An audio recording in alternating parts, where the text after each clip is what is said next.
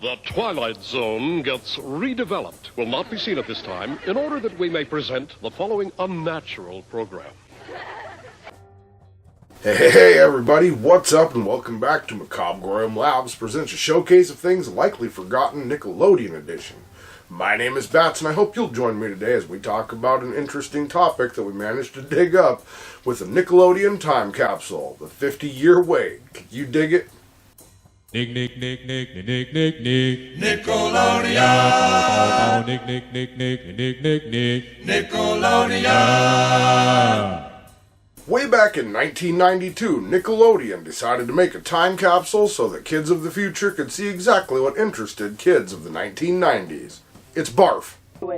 He was covered with 5 pies worth of used blueberries.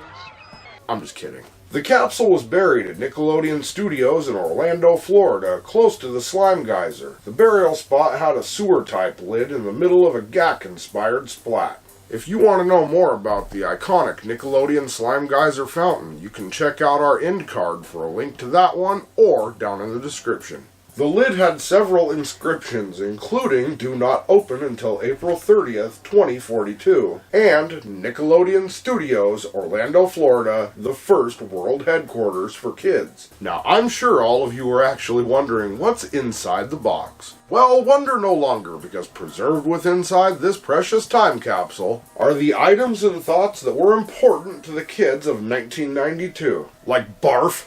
No. The Nickelodeon Time Capsule was buried on this spot on April 30th, 1992 as a gift to kids of the future. And the back of the lid actually housed a list of contents that were inside of the time capsule. The burying of the time capsule would be advertised for weeks ahead of the actual burial. This event would take place on April 30th, 1992 after the items were put into the capsule. In 1992, Nickelodeon decided to get together with the Kids World Council to decide what was important to kids of that time. If this video gets enough traction, we might just cover the Nickelodeon Kids Council in a future video. You know what to do. But let's not get ahead of ourselves, because before we take a look at what was actually inside the time capsule, let's take a look at what this time capsule is actually all about first. The Nickelodeon Orange Time Capsule was 8 feet long, 4 feet wide, and 4 feet high. It was made with mostly stainless steel in order to withstand the extreme temperatures and environments. The capsule would also be waterproof, and the exterior was coated with a special finish that would resist corrosion. To make sure it wasn't opened before the 50 years were up, it was equipped with a secure locking mechanism to prevent unauthorized access. Okay, finally, the moment you've all been waiting for. What was in the time capsule? Well, let's take a look at what the kids of 1992 thought was important. Once opened, the kids of 2042 will find VHS movies of Home Alone and Back to the Future, music CDs featuring MC Hammer's Please Hammer, Don't Hurt 'Em, and Michael Jackson's Dangerous, a world atlas, a history book, a book of endangered species, a comic book. Before you yell at me in the comments, we're not 100% sure what comic book is in this time capsule. A phone book, a Nintendo Game Boy, rollerblades, because those totally held up well, Reebok Pump sneakers, a can of Pepsi, a jar of GAC, a Joey Lawrence hat featuring his catchphrase, "Whoa." No, I'm not going to imitate it, but here you go. Whoa. News reports about the AIDS crisis, Desert Storm, and the end of the Soviet Union. An issue of Nickelodeon magazine, a Nicktoons t-shirt with Ren and Stimpy on it, a piece of the Berlin Wall, a Barbie doll, a current TV guide from 1992, a skateboard, pencils, a neon phone, a baseball, Twinkies, a stick of bubble gum, pictures of large items such as bicycles, cars, politicians, celebrities, planes, and trains, just to name a few. A videotape that has a recording of the live ceremony that was filmed by a girl named Vicky. She was operating the kid cam. And I absolutely love this next part because they also included the camera that Vicky was filming on. That's right, the camera that held the videotape Vicky recorded ended up being tossed in at the last minute. And this is because the hosts were not able to figure out how to remove the videotape.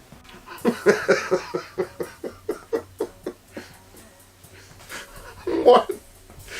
That's 90s for ya. The capsule's burial ceremony would be hosted by Mike O'Malley and Joey Lawrence. After the last item was put inside the capsule, the hosts would lower it into the ground. Unfortunately, with Nickelodeon Studios closing in 2005, the time capsule was dug up in 2007 and moved to the new Nickelodeon Suites Resort in Orlando, Florida. The capsule would stay there until 2016, but would be moved again when the resort was closed and rebranded.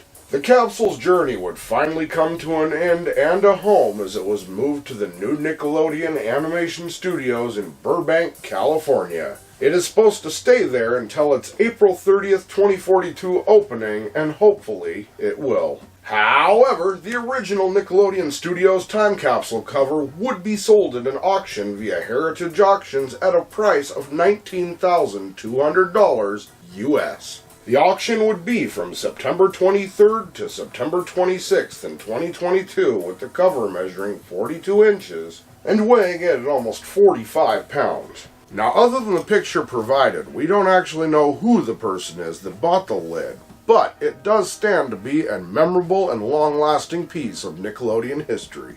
Once it is April 30th, 2042, the time capsule will be dug up and finally open. At that time, the future kids and the 1992 kids, which will now be full-blown adults, can share a nostalgic moment of an iconic time at Nickelodeon. And of course, when I say good times at Nickelodeon, I mean before Dan Tato became a part of the scene. Dan Tato. No, I'm not introducing you this episode. Dan Tato. Go away. Dan Tato. I always remember seeing these things on TV and them talking about it, but I didn't know, I've never been to the East Coast. But if you have been there or you saw this plate when it was in the ground, let us know what your memories are, what you felt like the first time you seen it. But now you know what I kind of think.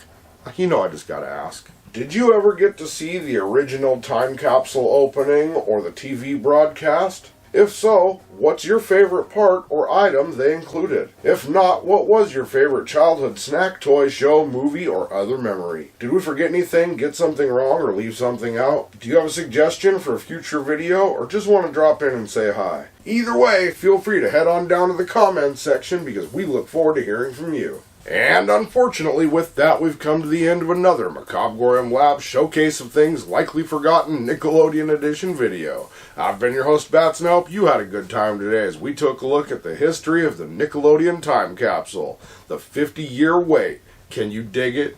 Be sure to check back next time because you never know what we have in store, and as usual, think for yourselves, be excellent to each other, and keep it creepy. Maybe we should start a time capsule. Dan Tato.